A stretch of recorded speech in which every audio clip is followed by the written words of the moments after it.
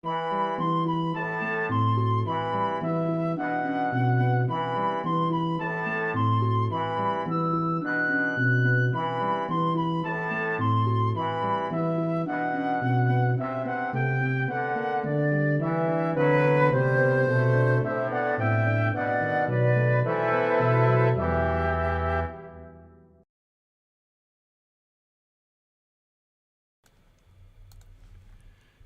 evening, everybody, and welcome to where are we? Oh, yeah, exploring the Lord of the Rings. That's where we are. Session number 195, our, I think, fourth session on The Ring Goes South.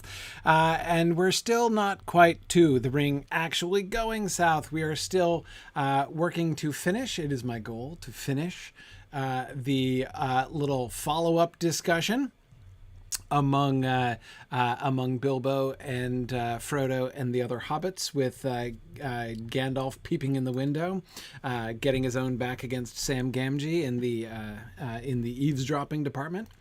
Anyway, so that's where I'm hoping to get to today. Quick before I begin, just wanted to start with a quick announcement, and that is you can now register for our first 2 regional moots. So if you are in the New England area, you could come to our New England moot on September 25th in Durham, New Hampshire. And if you are in the middle of the country, let's just say, sort of Midwest, sort of Great Plains, right on the borders of those 2 areas, you could come join us in Waterloo, Iowa on October 9th for Middle Moot. And you can register for both of those things if you go to registration.signumuniversity.org, and you can click on the events button there, and it will get you to, you can see links to those 2 events you can sign up for. Now, in addition, if you do not live in any of those areas and are neither of those are convenient to you, you could still join us, because we are doing all of our regional moots this year as fully hybrid events. So you are welcome to join us digitally. There should be the opportunity to sign up for the in-person, the corporeal presence, and for the digital attendance at our moots. The New England moot call for proposals will be out very soon, Flamifer. I know that is immediately in process. That should be happening during the course of this week. So that will be very soon. So anyway, we're going to be, Bjarnasonar, we're going to be trying to do everything we can to involve the hybrid folks in the stuff that we're doing, both stuff that we're doing on site, but also, some things that we're going to be doing, as I say, in a more kind of hybrid fashion as well. It is my goal for our regional moots not just to have the opportunity to have the digital moot people kind of watching on or tagging along, but to really make each one of them a really fun and rewarding digital moot in itself. So that's the goal. That's the goal. So anyway, that's Mad Violinist. You should there should be a call for proposals, papers, presentations, RPG, game mastering, whatever. That should be out soon, I think, for both of the conferences, both Middle Moot and for New England Moot as well. So we will see. Anyway, all right. Very good. Then let us jump straight back into the text here this evening. So last time we got to the poem, the short verse poem, and I got to lay out my fun theory that I think that poem is a response to Sam, that I think that was a little flashback to Sam's past in the winter poem, and that he's kind of teasing both Frodo and Sam, essentially, especially with his last, and that, I'm afraid, will be just your luck, that he's saying to Frodo, but again, also to Sam. So after that, we have Gandalf's big announcement. "I am afraid it will," said Gandalf. "We can't start until we have found out about the riders." "I thought they were all destroyed in the flood," said Merry. "You cannot destroy ringwraiths like that," said Gandalf. "The power of their master is in them, and they stand or fall by him. We hope that they were all unhorsed and unmasked, and so made for a while less dangerous. But we must find out for certain. In the meantime, you should try and forget your troubles, Frodo. I do not know if I can do anything to help you, but I will whisper this in your ears. Someone said that intelligence would be needed in the party. He was right. I think I shall come with you." So great was Frodo's delight at this announcement that Gandalf left the windowsill where he had been sitting and took off his hat and bowed. "I only said, 'I think I shall come.' Do not count on anything yet. In this matter, Elrond will have much to say, and your friend the Strider. Which reminds me, I want to see Elrond. I must be off." Okay, let's, there's a lot of things to talk about here. As usual, I want to start at the top, but actually, one quick thing. I need a reenactment. How is Gandalf sitting on the windowsill? How do you think that works? Is he sitting on the outside? Or are his feet in the room? This is what I want to know. Did Gandalf climb in? Is the window open? I mean, I assume it's open and not like screened or something. Is it really low? Could he step over it and sit down? Is he kind of sitting down with his butt on the sill and his legs outside and kind of turned around sideways? I have a really hard time picturing this in this scene. Kurtzimus, that is precisely what I'm trying to figure out, I'm trying to figure out to what extent Gandalf has in fact infenestrated himself here, right? Is this a partial infenestration? Is this a complete infenestration? Does he get up when he gets up from the windowsill? He left the windowsill, took off his hat and bowed. Is he standing in the room then? Or is he standing outside the room? I don't get it. See, leaning into talk, Spirit Raccoon, I think is what I always picture. Until I get to this point, when it explicitly says he had been sitting on the windowsill.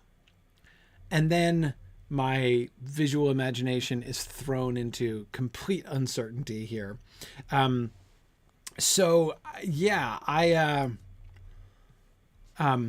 he straddled the sill. Also possible, right? I don't know. I guess what I really need to know, what kind of windowsill is this, right? I mean, it's a low windowsill, presumably. In which case, was Gandalf stooping down to speak in the window in the first place? Is it a very tall window?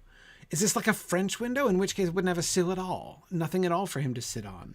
So, Ray, I was thinking also it could be a low sill for Hobbit, right? Like, that is, the windows could be low down for Hobbit. And presumably the windows are not going to be like 3 feet off the ground, right? So that the window is above the heads of the hobbits. That would be a slightly discourteous room, right?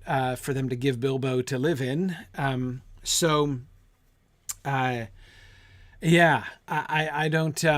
don't know. So it's probably not like a full kind of door.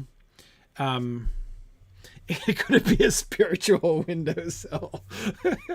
It's possible. I guess, Vilori, that's like figure A with Gandalf sitting with his legs outside and kind of turned around, right? Yeah, I could see that. And that would be especially if it would make sense. So like he's only like infenestrated a portion of his posterior, right? And most of the rest of his body is outside. That would make a certain amount of sense, especially if the whole window was kind of low, right? So that he had to sort of stoop in. I picture a huge window too, but it doesn't really help me figuring out how he's sitting. Right. Emily says one butt cheek on, one butt cheek off. Sure. Yeah. I mean, that kind of makes sense if he's but if it's really low, you see, he would have to be sitting. He can't just be leaning, right? Because the sill would be if the sill is Hobbit height, right? That is convenient windowsill height for hobbits. So that's got to mean what? 2 feet off the ground? The sill, I mean? So that, I mean, if you're imagining the, if it's going to be no more, or no, if it's going to be at least waist or chest high on a hobbit, for it to be a useful window, it would have to be, right? So it's got to be no more than like 2 feet off the ground, the sill. So there's no way you can lean on that, right? I mean, it's going to be at like his knee. He could kneel, you know, on one knee on it or something, but yeah, I don't think so.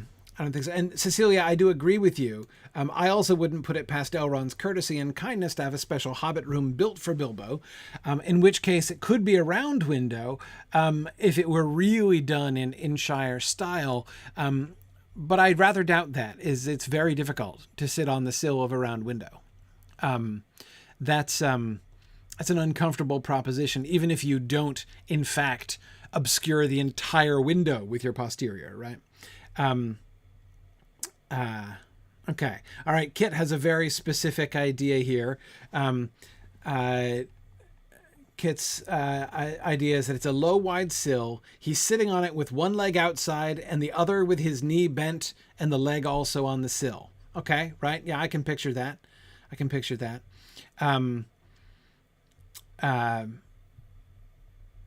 Yeah. Okay. No, but the ground can't match up with the bottom of the window, Kurtzmas. I mean, then he'd just be sitting on the ground. Why even bother with the sill at all, right? If the window is even with the ground, then he'd just sit on the ground or come inside, right? I mean, there has to be a reason why he hasn't stepped into the room too. And that's another reason I think against the whole, I've got both of my feet inside the room and I'm sitting on the window sill that way kind of view. Because again, if he's going to do that, why not come in and sit down properly, right? So I think he's got to be mostly outside. All right, so Valoria's figure B has him sitting, right, sort of leaning, sitting, right, sort of sitting with both legs out on the ground in front of him, and just kind of his posterior leaned up against the sill. The problem with that one, Valoria, is his back is completely to the room. Like he'd have to talk over his shoulder like that if he's sitting like that. I think that Kit's view of him sitting 1 foot on the ground, one leg bent and kind of pulled up on the sill, that kind of fits for me. Yeah.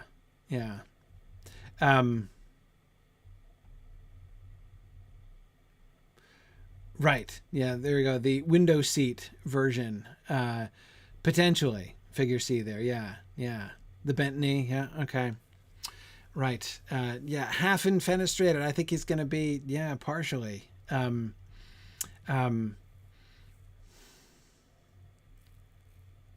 think so.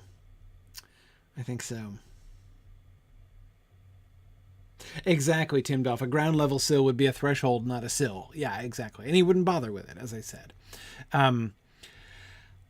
But yeah, I think the crucial thing to me, Bjarnasonar, is I think he's still outside when he bows. So I think when he dismounts from the sill, right, however it is he has in fact mounted the sill, when he dismounts and he takes off his hat and bows, he's outside.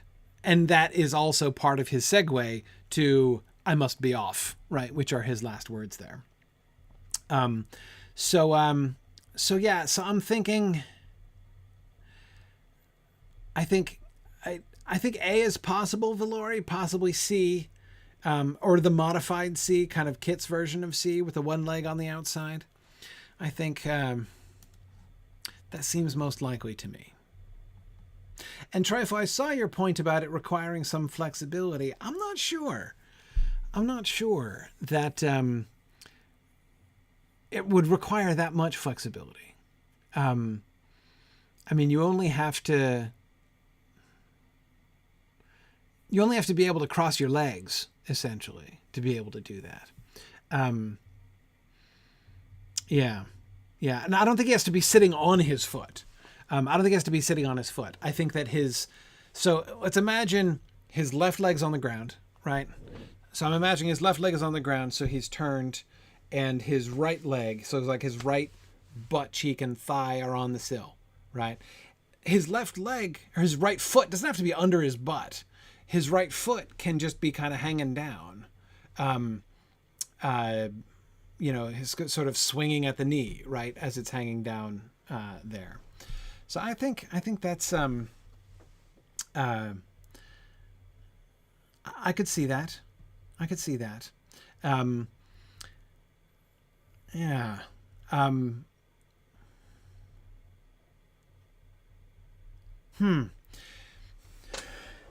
Yeah. Yeah. Now you're right.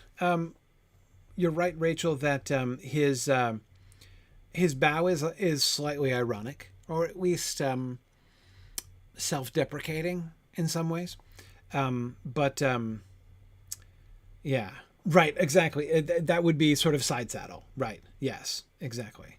Yeah, that I think that strikes me as most likely. That would best accommodate still being outside the room, which he seen. I don't think he ever comes in. I think his bow is from outside the window too. So I think he's remaining outside, but he's got to be able to talk to them, right? I don't think he's talking to them over his shoulder. I don't think he's leaning down. But the implication would seem to be that he would have had to lean down. Else why sit? I mean, he's only there for a few minutes. He's only there for a few minutes. Then he could just stand there and talk, right? But it would make sense if he had to stoop in order to see in through the window comfortably, that it would be more comfortable to sit there. If it's a wide enough sill, but a relatively low window, and not the window itself isn't low to the ground, but not really high. So not like a narrow, like 6-foot window, right? Or something like that, but a relatively small window so that he could sit down in it, but it would be better than stooping down, I think, the whole time. I think that would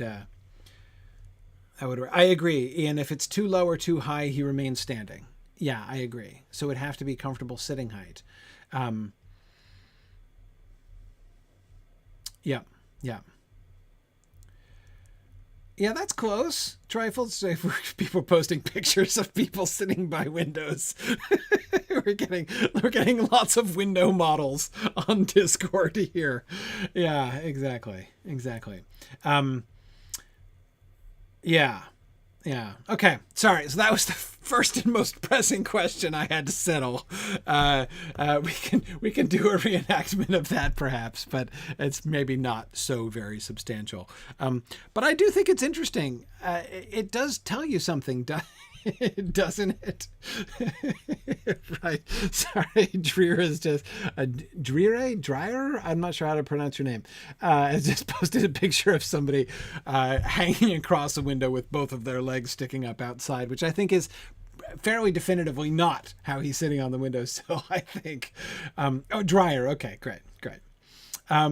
Anyway, yeah, I think that's probably not it, but it helps me to picture it because it's unusual that we get that kind of stage direction. It's not common.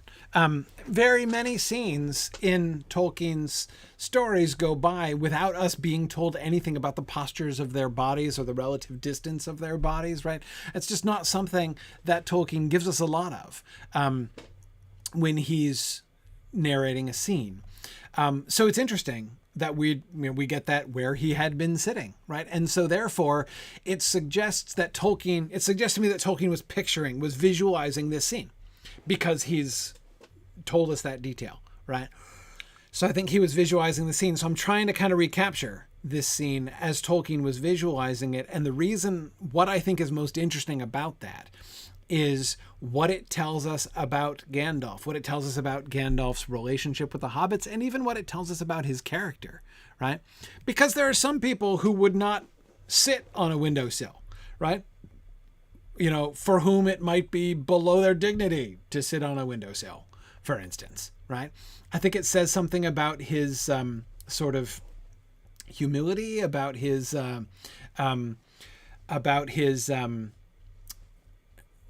friendliness with them, his comfort with them, and his desire to make them comfortable with him, that he's hanging out there sitting on the windowsill. And so trying to imagine how he's sitting on the windowsill helps me to kind of complete that picture. But I agree, Arnas, he's clearly comfortable with the hobbits and wants the hobbits to be comfortable with him.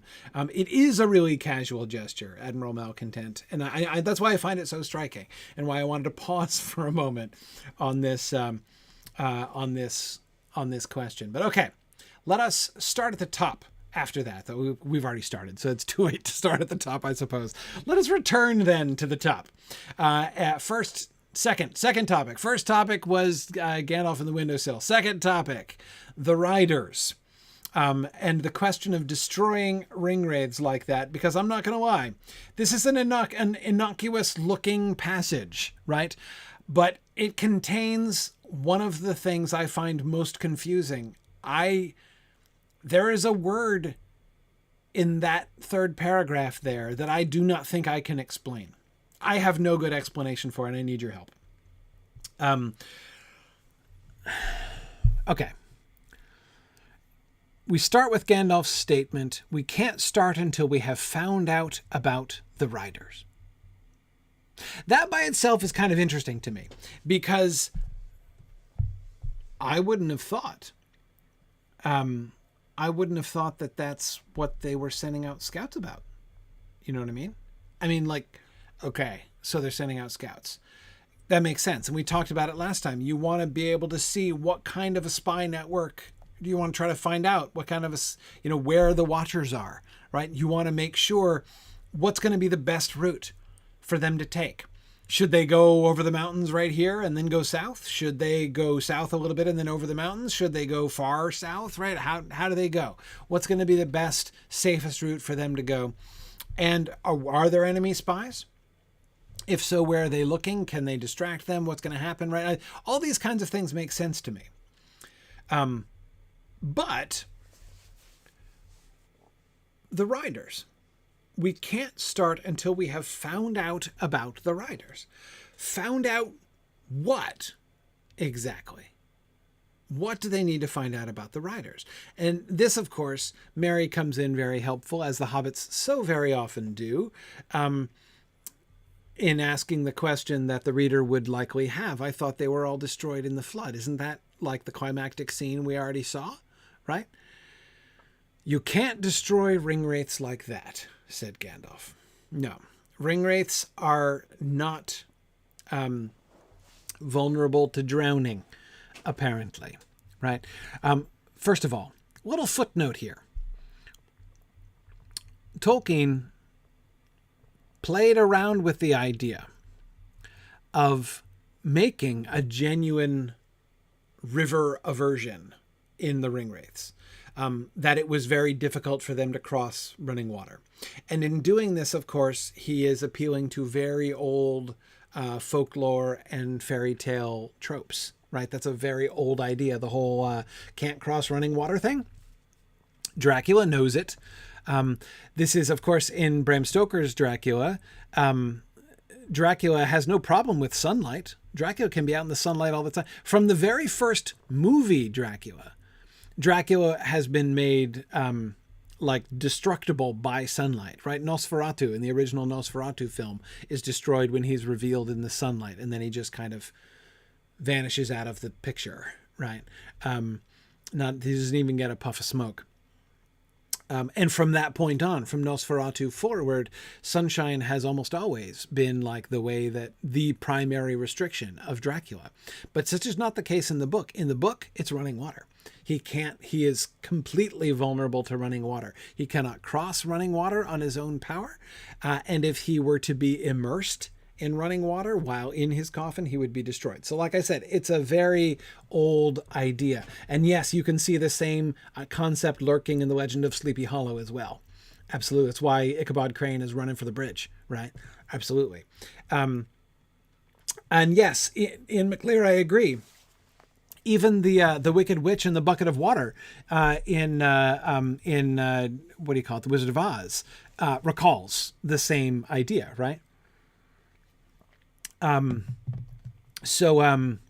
Anyway, yeah. So there's all kinds of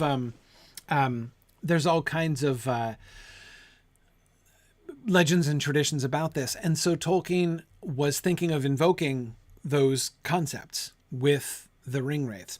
Christopher Tolkien says in The Hunt for the Ring in Unfinished Tales, says that that Tolkien had been kind of toying with this idea, but that it was really hard to maintain. That is, like, you can't, you know, you're not getting very far in life not being able to cross rivers, right? If the Nazgul are going to set off across, you know, from Mordor, travel from Mordor to the Shire, they're gonna have to cross some rivers. Like there's it's not possible for them to get there without crossing rivers. So he couldn't do the full bore running water treatment, right? That they can't cross running water at all, right? Yes, Fourth Dauntless, you caught my semi quotation there. Anyway, but nevertheless, there's still a river sort of thing, right? And of course, the flood is a big deal all by itself, even without the spiritual boulders, right? Or even without any material boulders, for the matter of that. It is, in a sense, the climactic defeat of the riders in the ford, you know, by the river, is in a sense the kind of last nod to or acknowledgement of that concept, that recollection, that sort of folktale recollection of the whole running water issue. Anyway, yeah. So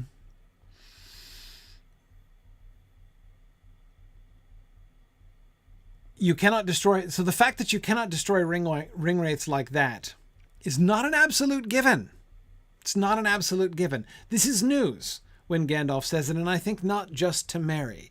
I think that we, now, I mean, Gandalf has already revealed the fact that the Black Riders are not destroyed in his conversation with Frodo back in chapter 1 of book 2, right? So we know that the ring wraiths are still around. But still, more other than Merry could be forgiven for thinking that they were destroyed in the flood. And I guess, I would just emphasize, it's not an absurd idea for them to be destroyed in the flood. And Bjarnasonar, you're right. Even without the mythical implications, you can 100% destroy normal humans like that. You absolutely could. You absolutely could. Okay. So let's go on to the explanations. There are two sentences, and they're doozies, these two sentences. The power of their master is in them, and they stand or fall by him. The power of their master is in them, and they stand or fall by him. Okay. So,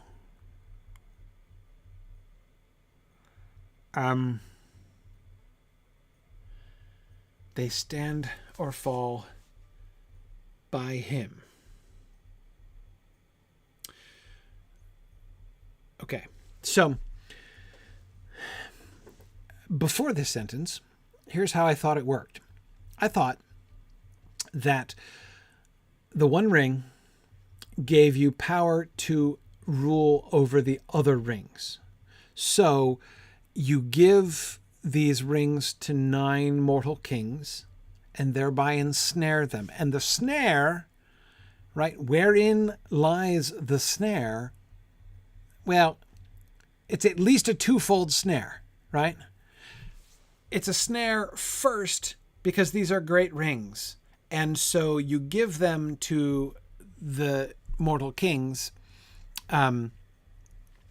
promising them immortality. And that's a snare, right? That is a trap. That's a trap because, yes, you'll get immortality, but it's not going to pan out exactly like you thought, right? You are going to be still a very discrete quantity of butter spread over an enormous amount of bread, right? Those ring wraiths right now are spread over so much bread that you can't even tell there's any butter there at all, right? That's the trick. That's the trap, not just of the 9 rings, but of all the great rings. For mortals, right? For mortals. The elves, it's different. So that seems to be one way in which he ensnares the 9 kings by giving them these rings. He promises them immortality, and he's not totally lying, but it is nothing like what they presumably would have hoped or expected from the whole immortality gig, right?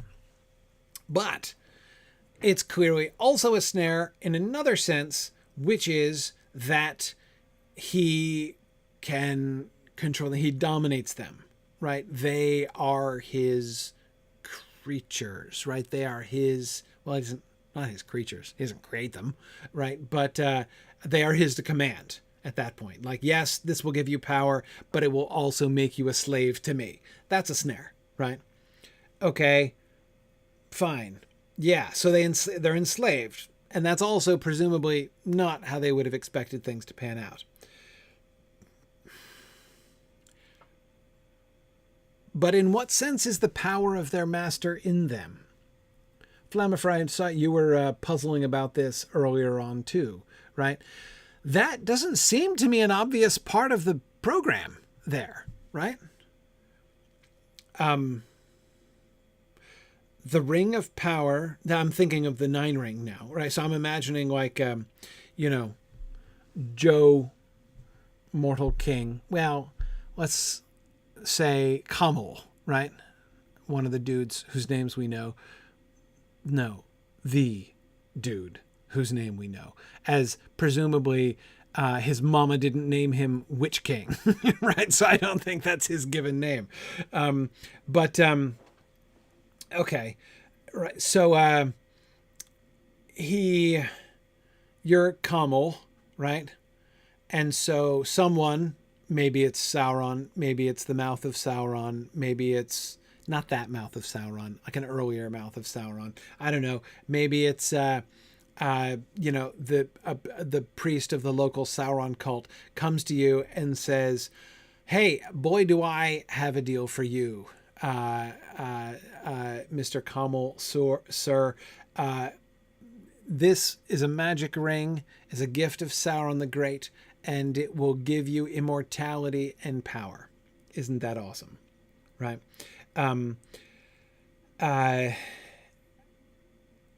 I think I might go back to Joe Nazgul because I can't maintain this with Kamal. So, anyway, so, okay. So he takes the ring and then he's made immortal, but it doesn't pan out and he's enslaved. And that wasn't part of the explicit, that wasn't on the tin either. But at what point does the power of Sauron come into him? That's what I want to know. Now, we do know, and Chris, as you were pointing out before, there's the place where Sauron's power is being slung around, right? The primary example of that we have is in the One Ring itself, right? We know that Sauron did place a lot of his native power in the One Ring. But now here's the other thing. We also know that Sauron has begun at this stage in his downward trend on the path into the void trod by his master before him. He's in full Morgoth mode at this point. And by Morgoth mode, what I mean is distributing your personal spirit, power, resources into other things in order to both strengthen them and control them, right? Morgoth was doing this all the time. This is why Morgoth declines over time, because he's spending himself. He is distributing himself all over the place. That's why the orcs do what they do. That's why dragons are what they are. So he's putting himself into all these things in order to control them, but also in order to empower them to be able to perform his will. Sauron is doing the same thing, right? Now, on the one hand, the One Ring gambit, right? The Ring of Power gambit on Sauron's part is a big gamble, huge gamble, right? That's the power that he puts into the One Ring is on the one hand the kind of his stakes that he has to push into the middle of the table if he's going to win that hand, right? If he's going to take down the Elf Lords, who are the only thing, as far as he can see, the only thing opposing him in Middle Earth, right? And then there's the awkward Numenor thing, and then he takes on the Numenor problem, right, in a different way. But anyway, right, if he's gonna handle this, then he's got to risk things. He's got to put it on the line, right? And so he puts his own power into it, and that's fine.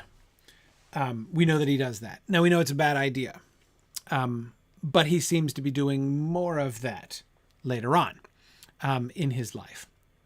So, okay, like we know he's doing this.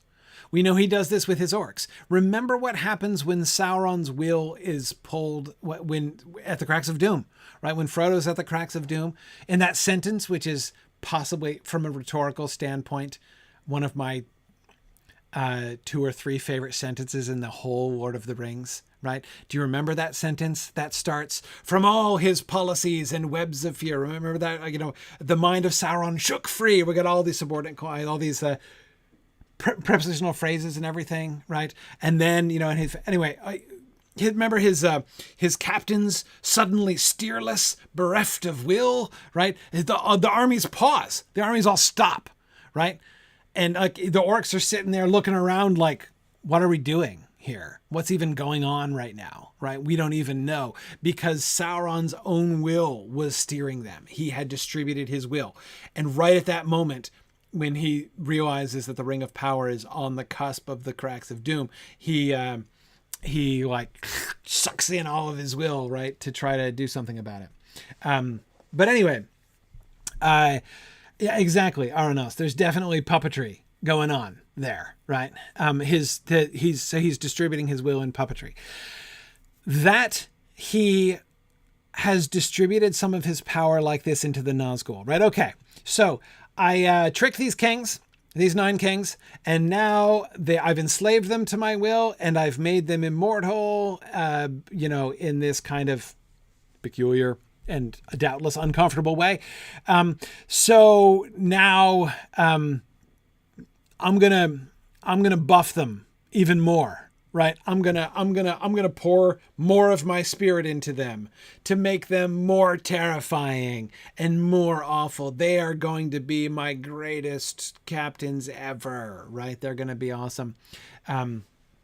There's the sentence, Trifle. That's the one. I love that sentence. From all his policies and webs of fear and treachery, from all his stratagems and wars, his mind shook free.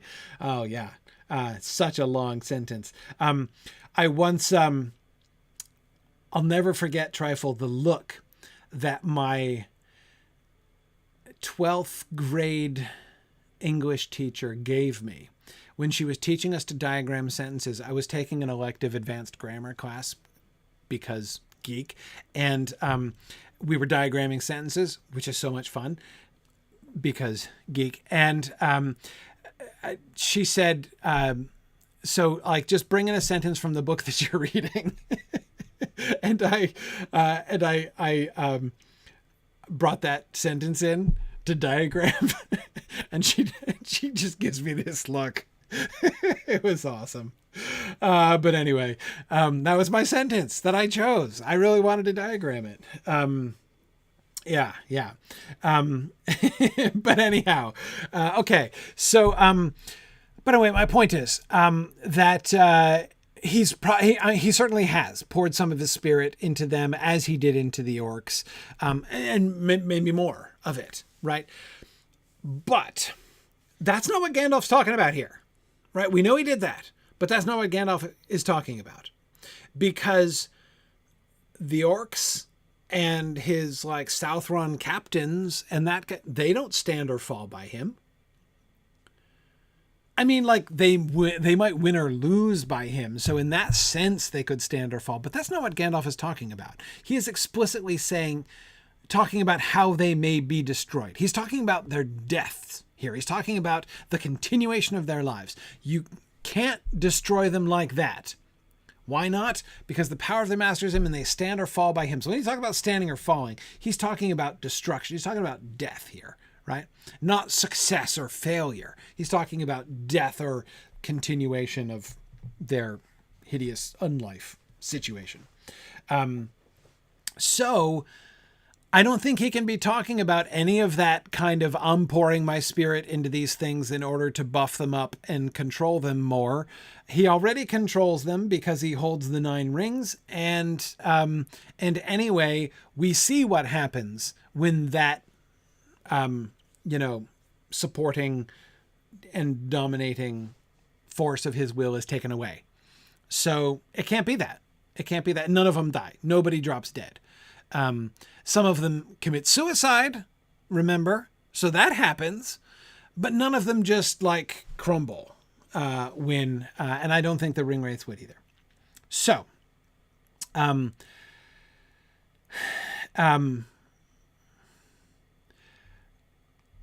yeah, okay, Captain Mo, this is an excellent question, and this is not just a native speaker issue. What the phrase he's using here when he says they stand or fall by him, and Captain Mo is wanting for like the connotations of that phrase by him. I don't think it means either the two that you've suggested, Captain Mo, by his side or by his hand. Neither of those. They stand or fall by him, I believe, means they stand or fall like by means of his, like their lives are tied to his. They stand or fall by according to whether he stands or falls. Yeah, by means of him, right? Exactly. As he stands or falls. Emily, yes, that's exactly how I would say it. They stand or fall as he stands or falls. If he falls, they fall. If he stands, they stand. Except the Witch King. Never mind. We'll get to that later. But anyway, forget about Eowyn for a minute. Not for a minute. Forget about Eowyn for several years. We'll come back to that. I'm sticking with this right now. Okay. Yeah, we'll get to that in 2032. No problem. Okay. So then why not use with Turambar? That's a great question. I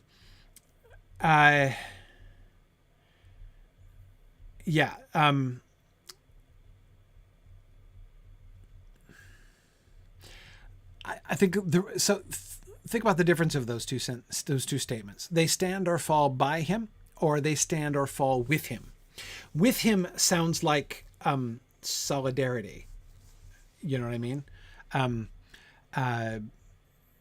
By him suggests to me that he has some agency in this question as well. Yeah, it's causational. I agree. It's causational. Yeah. They don't just fall along with him. They fall in, like it's his death means their death. It doesn't just mean to risk leaping forward, right? Gollum has the instinct that when the precious goes, he will die, right? He's not just dying alongside the ring. He's not just going to kill himself when the ring is destroyed, right? Gollum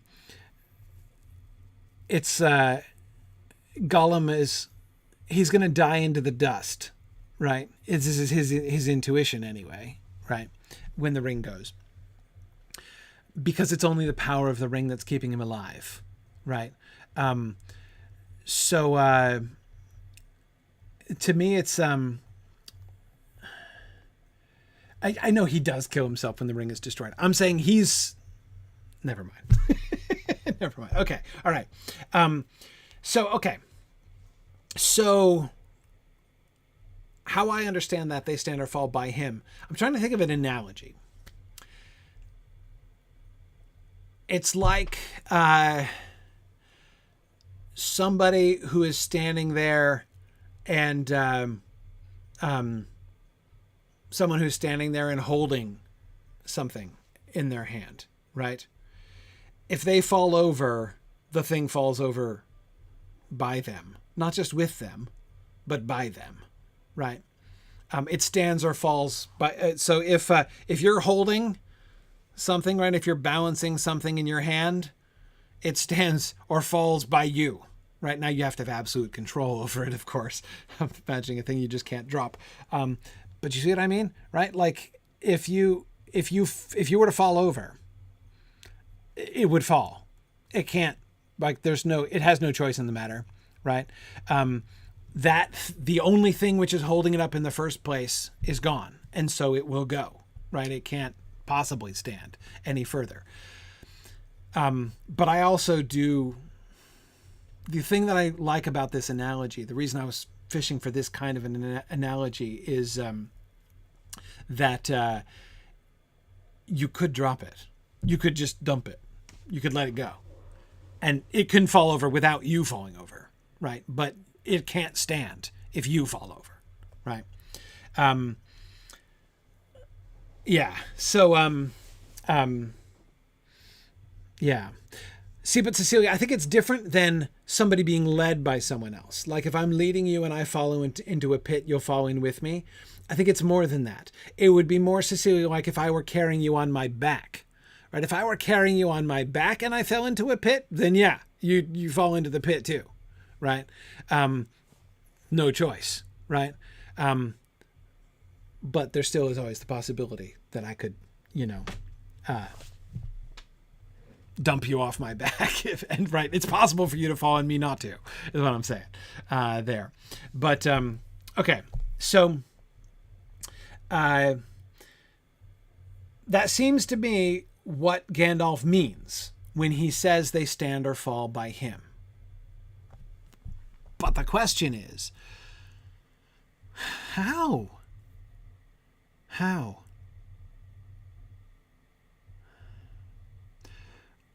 How is that possible? I have a theory. Here's my theory. My theory is that Gandalf is skipping a step here. He's using some shorthand. Okay? All right, track with me on this. What power is keeping the Ringwraiths alive? What power? Their rings. Not Sauron's ring. The 9 rings are keeping them alive, right? It's their rings of power that are sustaining their lives. So long as their 9 rings of power are around, don't think about Eowyn, don't want to talk about it. So long as their rings of power are around, they're staying alive, right? But so what has to happen for them to die? Their ring has to be destroyed. When would their ring fail? When the One Ring fails. And when would the One Ring fail? That's the mechanism of Sauron's fall. The power of their master is in them and they stand or fall by him. That's true. Sauron is only going to fall if the ring is destroyed. And if the ring is destroyed, the 9 rings will lose their efficacy, presumably, and the Ringwraiths will also go out, to use the phrase that the Return of the King is going to do, right? Yeah. So if they're bound to the 9 and the 9 is bound to the 1 and the power of their master is in the 1, that puts the ring and the destruction of the One Ring at the epicenter of this entire equation, right? As I say, Gandalf's not spelling out every step. He's not laying this out like a logician would lay it out, right? But especially in the context, I can't help but think this way, especially in the context of the whole Council of Elrond, right? They've just been talking about the destruction of the ring and why the destruction of the ring is essential, and how the fall of Sauron can only be brought about by the destruction of the ring. So, yeah, exactly. And exactly, Spirit Raccoon, the keepers of the three are not dependent on their rings to survive. Exactly. So they're not going to drop dead. But the ring wraiths would, Gollum would, but again, Gollum is more direct because his life comes directly from the one ring, not from the 9 rings.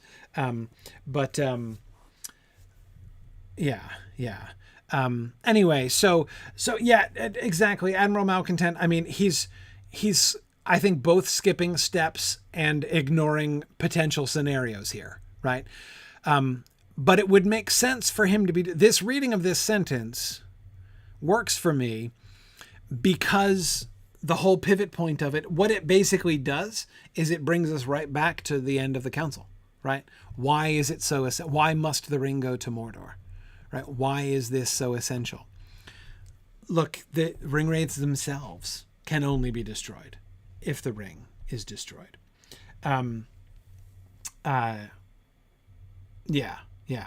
Belongspawn refuses to believe that Gandalf could be vague when describing anything. Yeah, exactly. I know. Totally out of character, isn't it?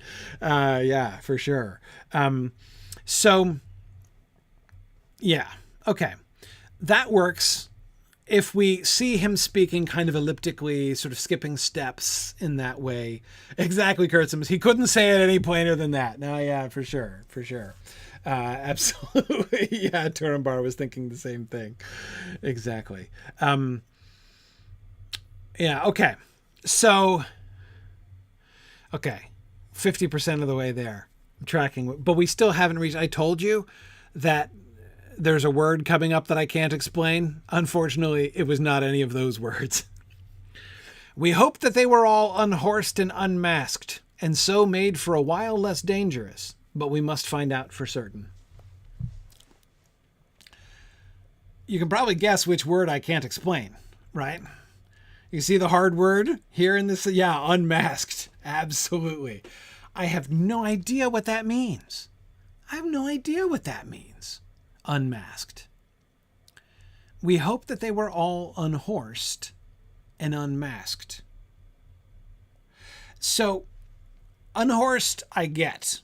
Right? That's easy. Their horses were killed and now they don't have any horses.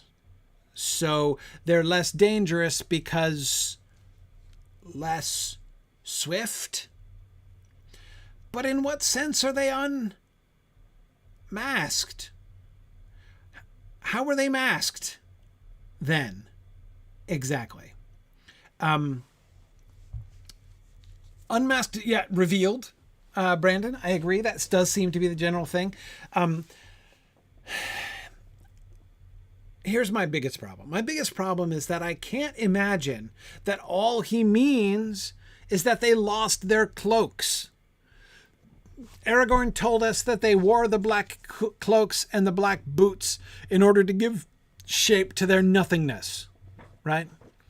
To give shape to their nothingness. That was Aragorn's phrase, right? Okay, fine.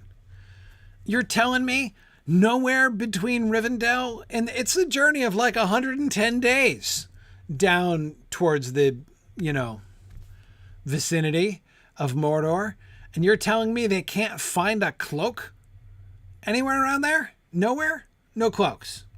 No cloaks for hundreds of leagues. Really? Not a black one. Oh, I see. Right. Yeah. It's just, they can find one, just not one in like their own idiom. Right. And if they show up in like a party colored patchwork cloak, say, then they will certainly be less dangerous because more comical. Right.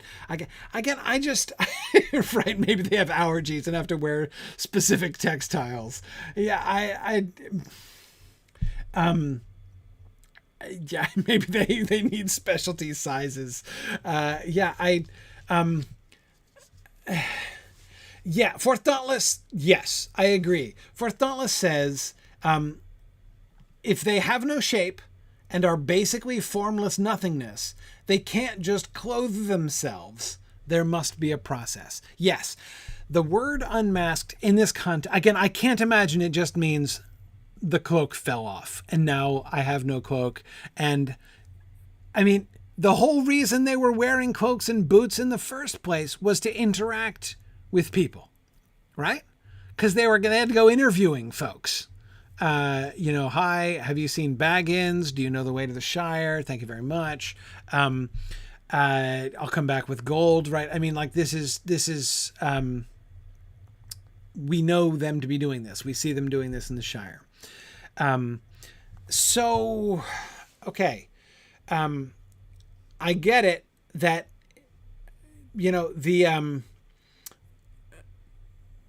the gaffer already called him a black chap, right? Because he couldn't see anything but blackness, right? I just kind of don't know what to say, by the way, when people want to make that into a racial thing, right? The gaffer isn't saying, oh, they had black skin, like they had black skin color, right? The point, they don't have skin. They don't have faces. They've got invisible noses, right? It's not that they have black noses. They have invisible noses, right? Under a black hood, in the shadows under a black hood. Like all that he could see was blackness at his door. But there was a cloak. So at least he was like, oh, it's probably a person inside all of that blackness, right? Of whatsoever color that the gaffer imagines that person to be. But anyway, it's, they give shape to their nothingness so that the gaffer, who is already not, partially deaf and partially blind, isn't standing there at his door hearing the voice and just looking around like, what? Is there anybody there? Right? Like, he can see at least the cloak, right? And so he talks to them.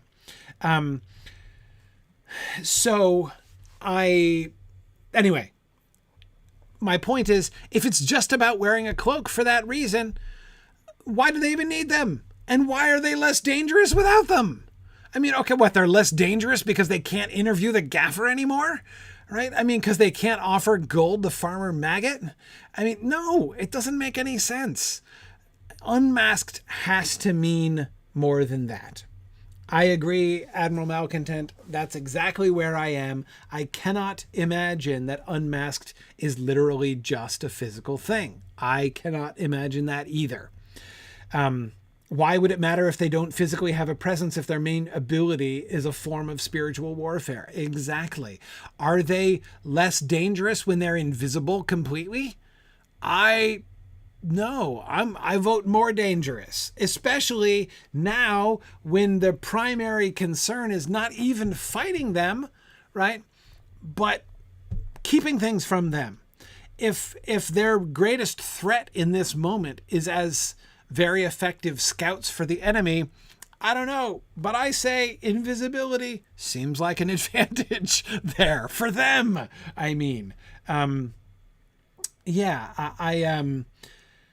So, yeah, I think it's spiritual masks that we're talking about. Sorry, Brandon, I just got to your "till wraiths have faces" comment. Yeah. Okay. All right. So, yeah, exactly. And I agree with you, Ian McLear. The cloak is clearly camouflage. Right? That's why they use the cloak. The physical cloaks are for camouflage purposes. And that seems to me, that's how I've always understood Aragorn's comment about them. When he talks about giving shape to their nothingness, right? That's why you give shape to your nothingness? Why not, be loud and proud about your nothingness, right? Why do you need to hide your nothingness, right? And the answer is because they're disguised. It's camouflage. It's a disguise. They're disguising themselves as people, right? So that they can interact with people under certain circumstances and be mistaken for a person, right? But that's Gandalf is not worried they're going to get interviewed by the riders, right? He's worried about something else.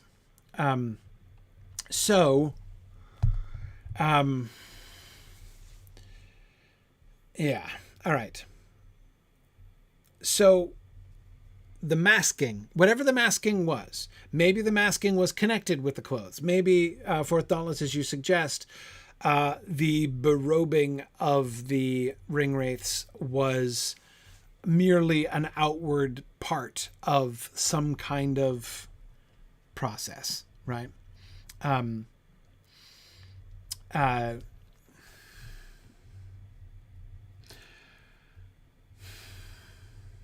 Also, we'll get a little bit more of this later, I think, if I'm remembering correctly. But there is the supposition, there seems to be the supposition that once they are unmasked, if they have no material ability to manifest at all, they have to go back to Mordor.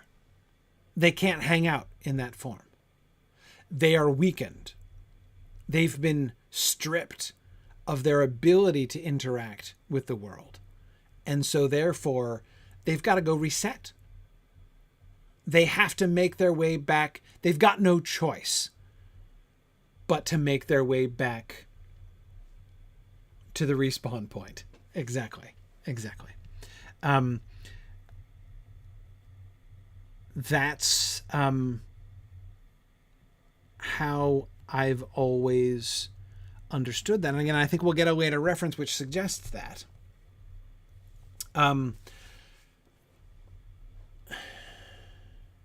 That makes them for a while less dangerous. That would make sense of that follow-up statement, right? And so made for a while less dangerous. Less dangerous, why?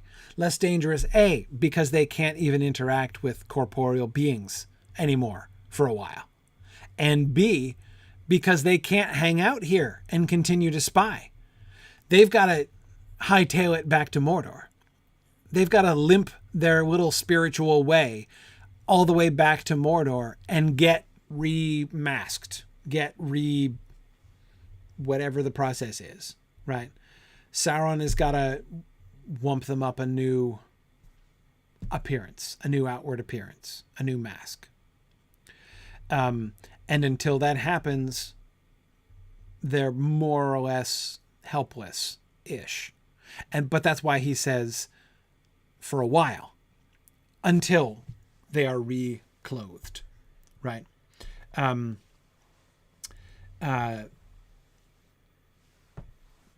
Yeah. So, no, I don't think they can manifest their knives, Kurtzimus. I don't. I think, they become butter without any bread. Yeah. Something like that. I'm not sure I want to continue extending the metaphor there, but something like that. Yeah, sort of like that. Anyway, yeah. So I think unmasked is something that significant, and I think that we will see some references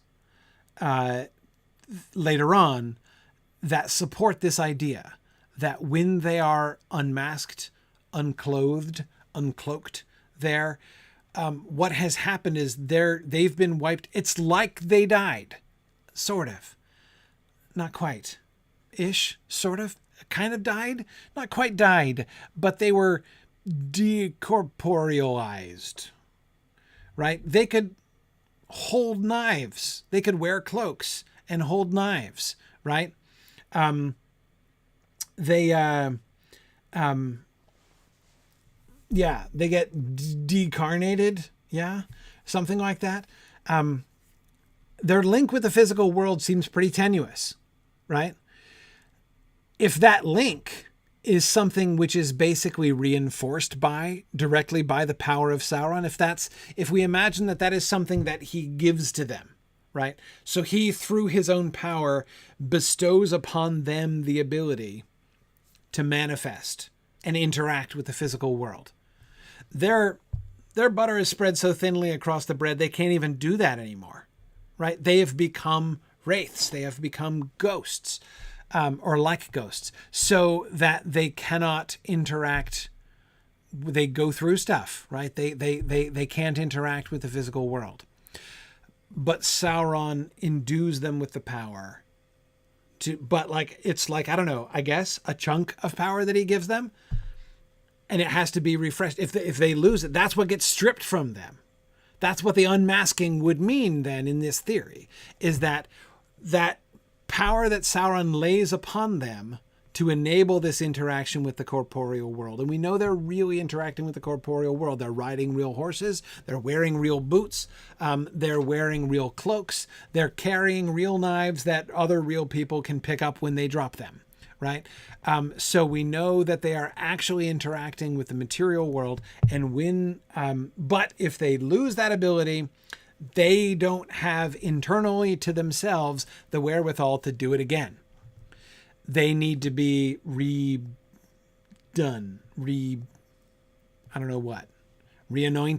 somehow by Sauron, right? In order to be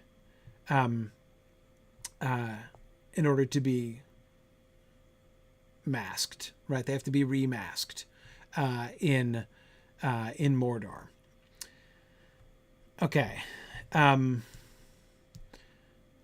That's the best I got.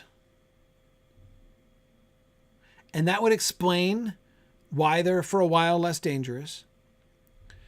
For a while, he's saying, because it's not permanent, they can get re-upped, right? They can re-up with Sauron. They can get buffed again, remasked, and sent back, remasked, rehorsed, back in the game, right? And so don't think that this is a permanent downgrade of the Ringwraiths, guys. He says to the hobbits, right? They'll be back. But would that imply they get stronger as Sauron gains strength? Absolutely. And Dryer, that also helps to explain how they get stronger as they get closer to Mordor, which is clearly true. They are much weaker out here in the hinterlands from a Mordor-centric point of view, right? The closer they get to Mordor, physically closer they get to Sauron, the more powerful they are. Their power increases because it's the power of their master in them. When we were talking about the power of their master before, and I said I can totally believe that he pours his power into them in order to make them stronger and stuff. There you go, right? That I think is it. But again, it's not just their mask that they lose when he dies. That too, of course, but they lose their existence too because their rings are destroyed. Okay. Yes. Yeah. Now, B. Vargas, I agree that in theory, in their weakened form, if they can pass through objects and be invisible, you'd think that would make them really good spies. That's exactly what I was thinking. That doesn't really seem to be an advantage. Unless, B. Vargas, they have no choice. Like, unless they are drawn back, like they get pulled back, they are impelled to return to Sauron, right? They can't help it. They can't stick around. Because here's another thing that could be attached to it. It could not only be one thing we know that they have is the ability to interact with physical things, and they could well lose that because they have nothing. The nothingness is what they are, right? So one thing which Sauron's will, according to this theory, would be granting them would be that ability to interact with corporeal things. But B. Vargas, what if the second thing, another thing that he's giving them is basically the power of will to be able to operate independently, right? That also is his power. That they lose when they are unmasked. And so therefore, all they can do anymore is just go back, return back to Sauron. Yeah. It's true, Toromorthan, that their ability to perceive the physical world was sketchy, even with physical form, but without it, they might be totally blind. That is very possible. That is very possible. And B. Vargas, that's a big reason why they would be not effective as spies. If you, being invisible and nobody being able to see or detect you is handy as a spy, right? You not being able to see or detect anything else is not so good.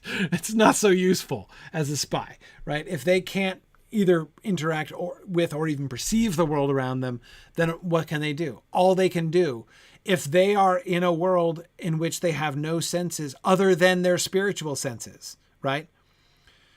So I'm imagining an unmasked Nazgul, right? Unmasked Nazgul who can no longer even see the corporeal world around him, right? What can he see? He can see the sun, right? He's affected by the sun. So he can tell when the sun's up and when the sun's down. He can sense the power of Sauron far away, right? So he knows where that is and how to get there. And he can see Glorfindel, right? So he'd know where Glorfindel is. He'd be able to find Glorfindel, but that's not what he's going to elect to do. He can know when the sun's up, and he would know where Sauron is, right? So what's he going to do? What can he do, right? He would go home, and yes, I agree, Michael. He would certainly go home by a route. He would go back to Sauron, but by a route which avoids both Imladris and Lorien, which no doubt he can also perceive. Yeah, absolutely. Absolutely. And have to cross several rivers on the way back. Yeah, there's just no way of avoiding that, Ray Burns. Absolutely. So yeah, I'm obviously doing a lot of speculating here, right? I'm adding a lot to the text in this theory. I think that the things I've added to this text, are compatible with other things elsewhere in the text. I'm pretty sure they are. But I think that would work. Yeah, Kurtzimus, I agree. In our defense, Gandalf seems to have done some speculating too. I agree. But we must find out for certain. So what he wants to find out for certain is, were they all unhorsed and unmasked? Are they all in this state? Because if any of them are still in their free agent, able to interact with the corporeal world, Nazgul shape, right? Then that would be trouble. Big trouble, right? The biggest possible trouble as far as keeping the Fellowship of the Ring's destination a secret. Yeah, Admiral Malcontent, that's the direction I'm kind of leaning towards, that maybe the mask is their physical abilities. They aren't physical beings anymore, so the mask could be all the physical actions with the world that a spirit can't normally do. Exactly. How do they wear cloaks? And this kind of goes up to the question, Praise, was it you were asking about this? Like, is it actually the cloak that's sitting on the horse? No,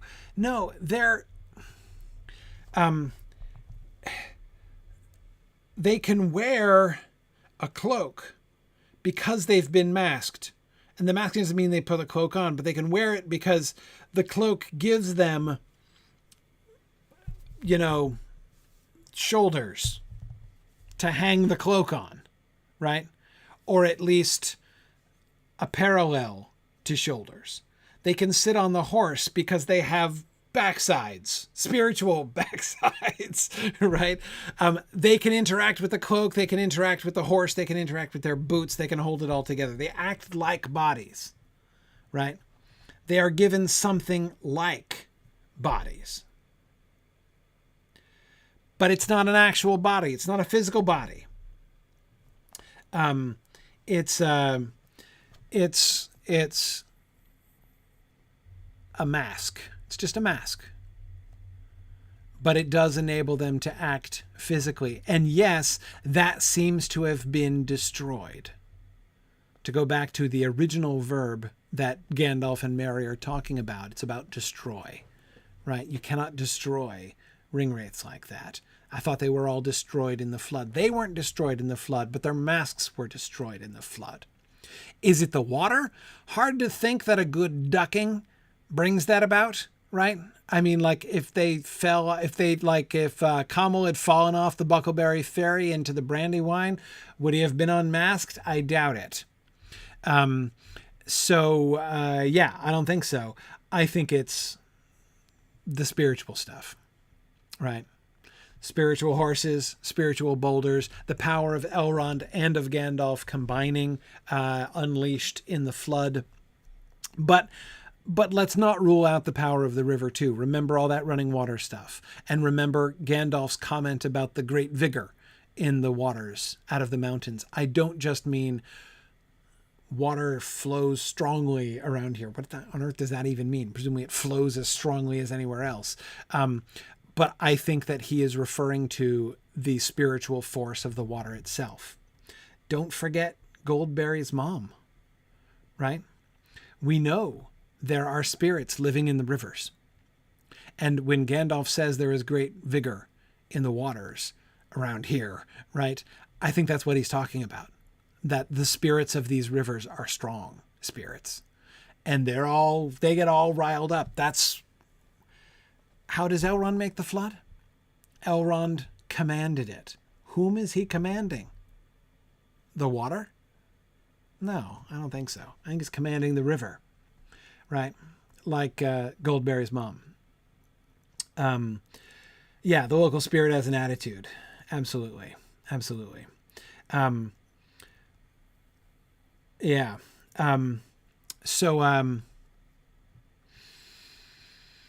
Okay. So yes, all of those things combined destroyed their masks. If we're right about the definition of masks here. Okay. Okay.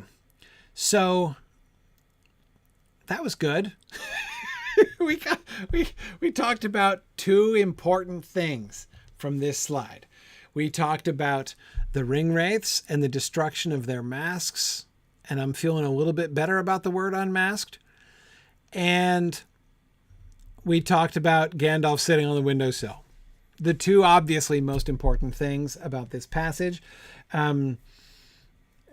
Right now, Kurtzimus wants to know how would a ring wraith sit on the windowsill? He wouldn't if he'd been unmasked, Kurtzimus, right? Because you need to have that like semi-corporeal backside to sit on a windowsill, obviously, right? Exactly. You need the butt cheeks in order to sit on the windowsill. So there you are. Anyway, okay, so there are more things to talk about, obviously. We need to talk about not only Gandalf's reference to his coming with them in the party and what are the implications of that, but we also need to talk about why he brings this up and Frodo's reaction to that. So there we are. Yeah, we did. If you're right, Spirit Raccoon, if there was one thing that joined one common thread in our two topics of discussion this evening, it was people's backsides, right? I mean, that's kind of where we were. And then the Strider. Yeah, Silk Westcott. After that, we'll talk about the Strider at the end. We'll make sure not to forget to talk about the Strider.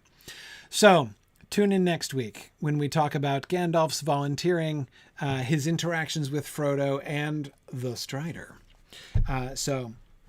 Strong work, folks. Good discussion here tonight. More next week, and I will be here next week, so we won't have a mid-slide cliffhanger, I'm hoping, for a while. But then don't forget, after next week, so I'll be here next week. After next week, I'm going to be gone for 2 more weeks, I'm afraid. I'm doing the long road trip to bring my son to college, driving my son out to college in North Dakota, which is a fur piece from New Hampshire. So that's going to be a long trip. So I'll be gone for 2 weeks there. All right. Thanks. Ray, in the University of North Dakota in Grand Forks is where he's going. He's in the aviation program there. So he's excited to start there. Excited. Actually, I was thinking about that, Ray, if you're, I'm going to be driving right not too far from you, actually. I was thinking of stopping in to say hi, but anyway, let's. So, hey, Fiona, so you just got a master's from the University of North Dakota, for real? That's awesome. Very cool. Go fighting Hawks. Very neat. Yeah. My my son is starting as a freshman this fall, so there we go. All right, cool. Well, thank you, everybody. And it's time for the field trip now. Good evening, everyone. There we go. Good evening, Valori. How are you? Doing all right. Nazgul, but did not see that coming. No, I confess I did not either. I did not exactly foresee the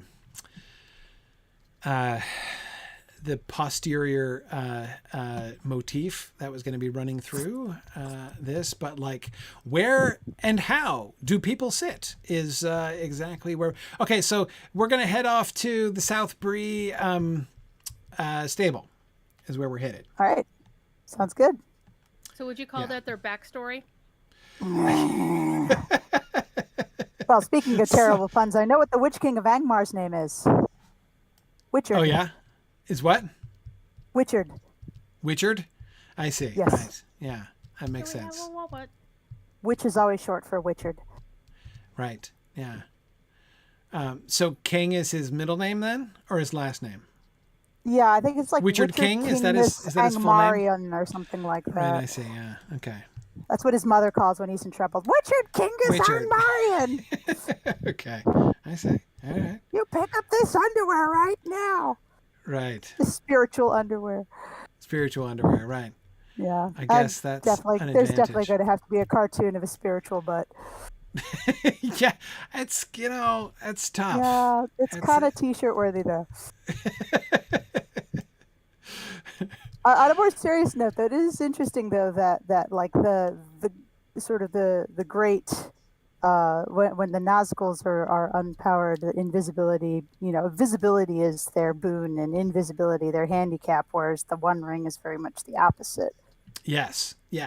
Yeah, it is. And you can see how it's, and again, that's directly related to the whole butter and bread thing, right? The invisibility that you remember, even Gandalf's linking it to that about how he talks about eventually you become invisible permanently, right? Oh, yeah. And it's that same dynamic, right? But you're right. That's like the irony of the whole situation. So we're going to Anak Corfu, right? I assume so because it's the only one in the Elder Slade that we can get to from here. So, okay. Corfu is a holiday island. 147 silver. That's like the most expensive Stablemaster trip I can ever remember taking. Yeah, I'm glad I'm on this tune. Where it's like 4,000 gold. I have that. Right. Okay. Yeah. Narnian seems to have 500 gold, so I guess he's okay. Oh dear. Need some money real quick? No, 500 gold he's got. I think. Gold. All right. Oh, yeah. Yeah. Gold. Yeah. We give you money. Yeah, that's what I remember. He received an endowment, which was very kind. He got a grant. Yeah. Exactly. It's part of. He's still working off his Exploring the Lord of the Rings grant. Okay. All right. So last time I was deliberately shutting my eyes and not looking around because this is exactly right. This is where we were looking up to. Yeah. We are getting our wish because down there, way down there, yes, there it is. Right? Fromsburg? I think so. Yes, that's Fromsburg down there. So we are now up in the dwarf ruins we were looking at from down below, which is spectacular. Okay. First of all, this reminds me a very great deal of that other place. What was it called? The one up in the, where are we going? Down to the Wells of Wangflood. This was Sundergrot. That's the one. It reminds me a lot of Sundergrot. Yeah. With the blue, like the purplish blue stone work. Mm-hmm. I think it's blue, JJ. It's like a, I mean, it's definitely bluish for sure, but Now, I think it's more purpley, isn't it? It's not quite as bright blue as Sundergrot was. Yeah, it's like that dark purple that you get in a Blue John quartz or something like that. Yeah, because Sundergrot was very, very blue. It's like black marble. Okay, so now I want to go up and into there, but I'm trying to see without falling catastrophically. Okay, so that's a rough, broken portion of the wall. So that wall used to extend across, but there's been an issue here. Okay, yep. so the wall Namely extended a cliff, across I to think. there. And so this, what's up here was like an interior keep of some sort. Yep. Okay, and notice the big old crack in the wall there. There was obviously an issue here, some kind of earthquake or something. Or just, erosion tearing off the cliff face, that sort of thing. Yeah. I love the gold accents. Yeah, the gold is fascinating. That was in Sundergrot too. There was a lot of gold in Sundergrot too. Decadent. Right? Can we get all the way across from here? Looks like you guys are managing it. Okay. All right. Oh man, I hate playing chicken with the cliff. Yeah, I know. Cliff always wins. The cliff always wins. Can you? Nope. Oh, here we go. Can you go down? Fall through the map. Yeah, you can go down a little. Just okay. Keep moving, Just not much. And hope you don't fall into a hole. Okay, good. There we go. All right. No, I think we're supposed to go down there. There's like minerals and stuff. Yeah, we made it to the other side. Okay. Yep. That's good. All right, so a wall with like a colonnade, like a series of arches, like a kind of cloister wall along here is like almost like weird. Like a Bailey wall. Yeah. You have your ramparts on top. It's definitely meant for looking down and keeping hold of things. Yeah, you'd think, right? I mean, it's we've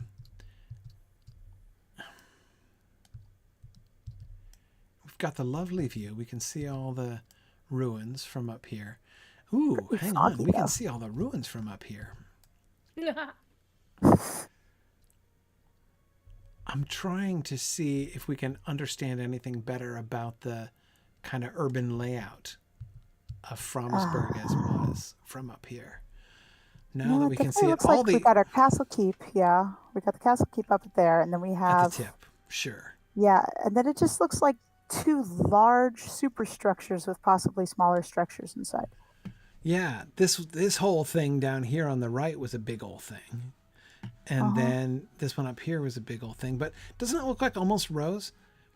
It looks almost like there were like either buildings along. It looks like there were streets. Doesn't it look like there were streets? Or something like streets. I mean, they're definite it's like rows. It's like almost like apartment blocks with the cities. Yeah. Something like that. That's just what I'm thinking. I mean, this was there was a lot here. And you can see what was the main road leading up to the keep, right? The main road that comes down from the keep, and then there's that first smaller set of buildings on the right-hand side, right? Yeah. And then you go down up into the upper part of the peninsula, and there were several lots, as you say, JJ. That makes sense. It does look like there was something like an urban layout here, and I'm wondering if, like the big rock outcropping in the middle, I'm wondering if that wasn't part of like maybe like we could see that there was an earthquake up here, right? There's more than just the crumbling of constructed stone over time. Part of the whole thing is just gone, and you can see how the wall is cracked and tilted in some places. So there was obviously some earthquake activity at some point up here. Maybe that kind of thrust up this awkward piece of rock in the middle. But I don't remember. I would think the ruins would be more wrecked down there. The other thing is maybe the stones down there fell off of the cliff and rolled down there. Right. That's possible. Well, no, but they weren't these stones anyway. Same color, I mean, as these. Oh, well, as the main. Oh yeah, sorry. No, I was thinking of the blue stone, the blue and gold stone. No, the cliff face. That's the cliff face. It's missing a big chunk over there. Right. Oh, I see. So that instead of thrusting rock up, it just landed on top. Yeah. The question is, where did the dwarf architecture go? to right. bury them Well, it underground? got jumbled into bits and then grass grown over it or something. Yeah. Perhaps, but yeah, this really does suggest that Fromsburg here was a city, like an actual, like honest to God city up here, Mm-hmm. which is something we've not seen anywhere. Any evidence of, I mean, even back in, what's it called? The first town that we went to in the Wells of Langflood, Limlock, that's it. Oh yeah. Even down in Limlock where we saw the these kinds of ruins, the same kinds of ruins that we saw down there in Fromsburg. We were noticing those for the first time. There, it didn't look like it was a major city. It looked like they probably did have a stronghold up there. You know, there were definitely people who lived up there on that hill where Limlock is. But this looks like a legit city, and that's really interesting. Yeah. It does make it look like this might have been the capital of that old civilization. Yes, of the Eotheod, yeah, the whole thing that they built there at Fromsburg, either when they moved up the first time, or when From killed Scatha the Worm, or like it might have been both. We don't know the dates of From and Scatha. Yeah. Do we? Does it say in the? And I often overlook things in Appendix B. Does the Tale of Years? Can anybody look it up? JJ, can you look this up and see in the Tale of Years? Does it tell us anything about From or Scatha? Do we know when that happened? I'd be interested to hear that, because if not, as I think probably not, then I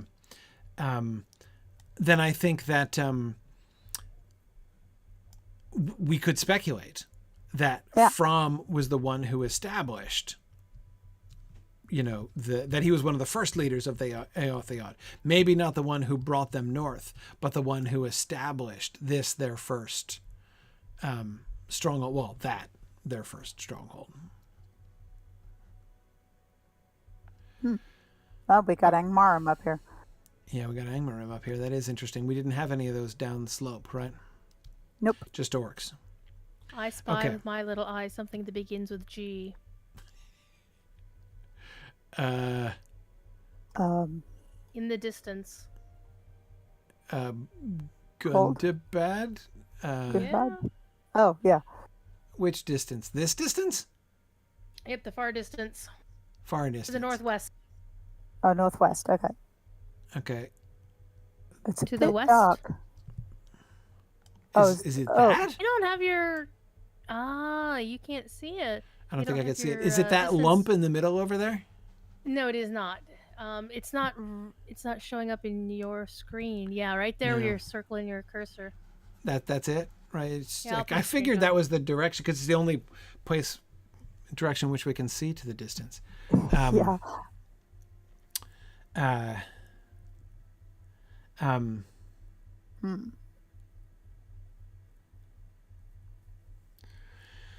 Okay. Yeah. Well, right. So yeah, I think. All right. So Gundabad is off in this direction. Well, that makes sense. Yep. I posted a screenshot in there. Oh, let me see. I see. Right. Oh, yes. yeah. I totally don't see that either. Okay. Right. Okay. Interesting So towers. off in the distance, you can see towers. Okay. All right. Well, in the nearer term, what on earth is going on here? Okay. So a couple there. I am confused, and I am confused on several heads. I shall enumerate them, starting in no particular order. Confusion head number 1. What was going on with this river? Was there a bridge? I see arches, but I don't see a bridge.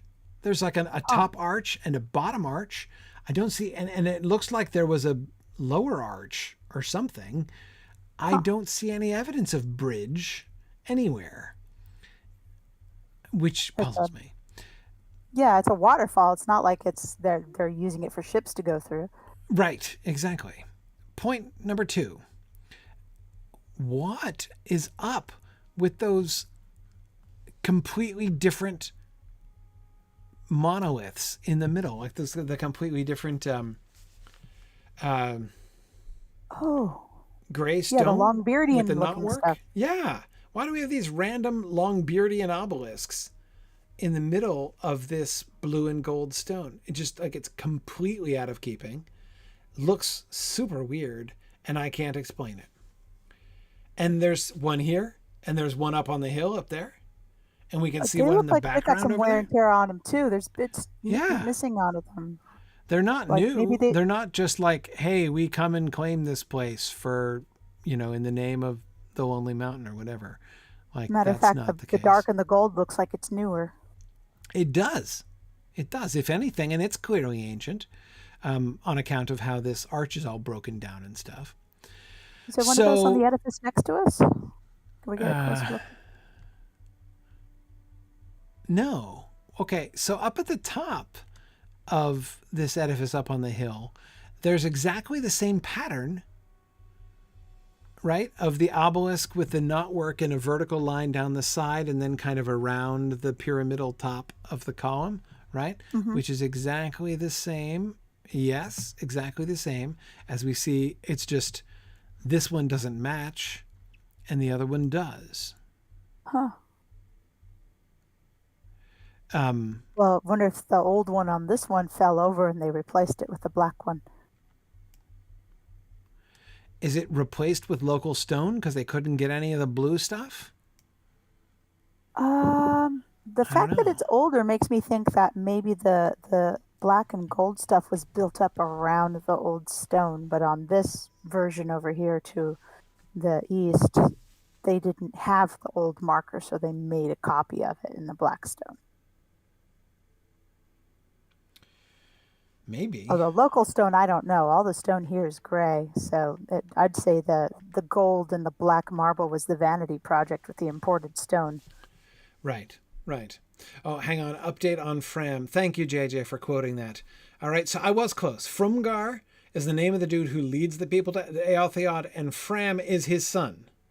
So, right. Yeah, so he would have been established. So Frumgar leads them up here, and then presumably young or youngish Fram slays Skada the Worm and establishes Frumsburg. That tracks. So that would have been the major city of the Aeltheod, Frumsburg, named after Frum, the son of the one who led them up and their big hero who established them in this region. And he built that city down there. And so when Gondor is communicating with it, like, when Cirion says, hey, take the red arrow up to the Aeltheod because we need help. It would have been to Fromsburg, to the city that he would have sent the red arrow, right, to find them. Something like that. But it's not dated, so... But that's, I think it still answers the question. I think that confirms my speculations that From was part of the founding, essentially, of this stuff. Okay, anyway, but we were talking about dwarf stone. But Fromsburg makes sense. What the diddly ding dong is this? No, it doesn't make sense. So, and thirdly, and most importantly, on the heads on which I am confused, what are the dwarves building all these towers for anyway? Like, seriously. The wall is kind of weird to start with, right? But whatever, I give them the wall. But then we've got this little keep inside the wall. And okay, like, sometimes you build a keep, right? We've seen them when they're coming out of the mountains, right? And kind of making like Sundergrot or like what's it called, the place way up in the Misty Mountains with the big raid, Helagrod. Helagrod, places like that where we see, and those are all like major entry points into the mountain, right? They're strongholds, but they're not like castles built on the flat, you know what I mean? They're set in the sides of mountains. Yeah, we've seen buildings like this in Moria, although not on this stream. But I've seen buildings like this in Moria, but they're more likely underground, and you're Yes, descending exactly. below. And they're doing it all over the place. Look, we got another tower over there on the west, on that other hill. And then we've got the bigger towers in here. Like, just sitting there. All on Yeah. their own, in the middle of nowhere. Like, we're just particularly vertically minded dwarves building towers and fortresses on the mountains, but on top of the mountains. It does beg the question: who are they trying to impress? Who are they trying to impress? Who are they trying to defend themselves from that they're building fortresses? And if they're trying to defend themselves, why are they building above ground anyway? Wouldn't any sensible dwarf try to defend himself under the ground? Yeah, underground really is best. All you have to do is stand in a doorway and just wait with a hammer, and eventually everyone will just come through. Yeah, I mean, like yeah, GDC, I agree. It seems like a very distinctive and very local school of dwarvish architecture. And I think Nancy's theory that the northern dwarves are just odd seems quite plausible, really. So it's the radical architectural wave. I mean, we've already Yeah, had our prankster. We already had our prankster with the offset arches. that's true. That's true. Maybe he was just a taste of, what we get here. Okay, yeah. No, I'm dubbing him Snorri the Mad now. Snorri the Mad. Okay. Snorri, I like that. Snorri. Snorri's a great name. Yeah, Okay. very Well, traditional. all right. So, not many conclusions, but much puzzlement. Do we think these were Longbeards? The thing does look Longbeardian, but I don't know who this new group is that came in.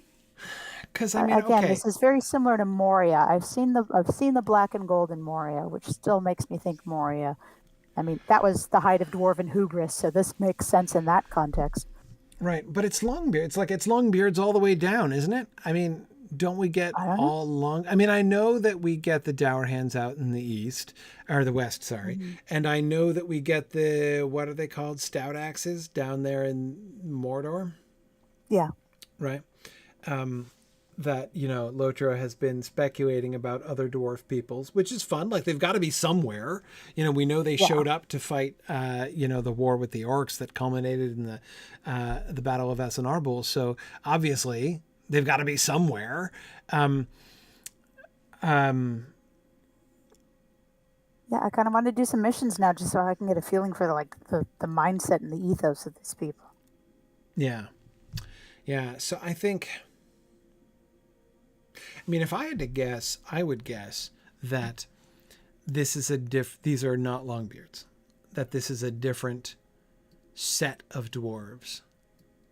It's just it just does not look like the other. You think about Thorn's Gate. You think about, well, not Gondaman because that was an elvish building in the first place, but so Gondaman's a bad architectural data point. You think of Helm's Deep. You think of Moria. Obviously, is the big example, the classic example of Longbeardian architecture. That and Erebor, of course. And it's just like these are two castle in the clouds. They're too spiry and pointy for Longbeardian architecture. Yeah. Yeah, Longbeardian architecture is more horizontal than vertical, and it's more like horizontal and geometric, right? So we're thinking the gray stuff is not Longbeard. It was these guys like first. Because see, attempt that's the to it? thing is that like it looks kind of Longbeardian, but I think it's just the color that's making me think that. Because if you look, that exact same knotwork is going down in gold. Yeah, we've seen that not work before. You're right. Yeah, it's the same stuff. It's just It's a it's load like bearing. yeah. Well, it's like they Load bearing replaced it. fire. I mean, it's like maybe it's like the equivalent of of like a car with a replacement door in a different color. You Oh know? yeah, it's primer stone. Right, exactly. Or it's like Oh. it's like the equivalent of like a 1995 Ford Escort with a green a blue one with a green door. Like So that's. we're thinking like the black marble and gold, or like a veneer or something. I don't think so. That stone seems to be, if we look at where it's broken off, it's dark all the Hmm. way through. Yeah, you're right. It is. You can see it over here where it's all The toppled. gold definitely is a veneer. Huh. That seems to be Make gold leaf of some it. kind, or enameling, Mm, something like that. it does imply that something cut off their supply route and they had to make do with what was nearby. Yeah, because that stone is very different from this other stone. They had to have been But it, importing that blue stone. I mean, look at how that yeah, thing stands out from the whole hillside around it, right? yeah. Reminds me of Inverness, actually. Yeah. Nancy says if you don't put spiky things on the roof, dragons will move in, right? Kind of like those pigeon Oh spikes yeah, that like they what's in use. the lake town. Yeah, Yeah, yeah, kind of like that. that's what we figured the spikes are for, to keep dragons landing on your roof. That's right. Yeah, exactly. Exactly. Yeah, maybe it is just practical. But again, you'd think not having a roof at all would be the key solution to this problem. But Yeah. okay, well, let's see. It's late now, but we've had a good look around here and gotten the lay of the land, and concluded, I think, safely that the northern dwarves are a little bit odd. But we will next week. We will reconvene here, see if we can we get indoors? I want to see if we can get indoors. If we can get indoors, Yeah, great. If not, then we'll kind of move up and see if we can look around closer. Some of those other two, get up into those other two ruins and see if we can see anything closer in. That one across the stream over there looks like it's in the middle of an orc camp, so that'll be a particularly fun venture, I think. as you say, it'll be fine. It'll be fine. It'll be fine. I'm sure they won't mind. So, yeah. So we'll do that. We'll do that next week. Awesome. Thank you, everybody, for joining. Oh, good. Hologrow says indoors is open, so we'll do the indoor exploration next week, and then we'll see if we can look around at some of those other sites, and then All maybe right. move on up towards Wormsgraf and other such attract. Wormsgraf is what I'm mostly looking forward to. Of course, we'll see the gates too, but. All right. We'll see what we can find. Okay. Thank you very much, everybody, for joining us, and I will see you guys next week. Bye now. Bye.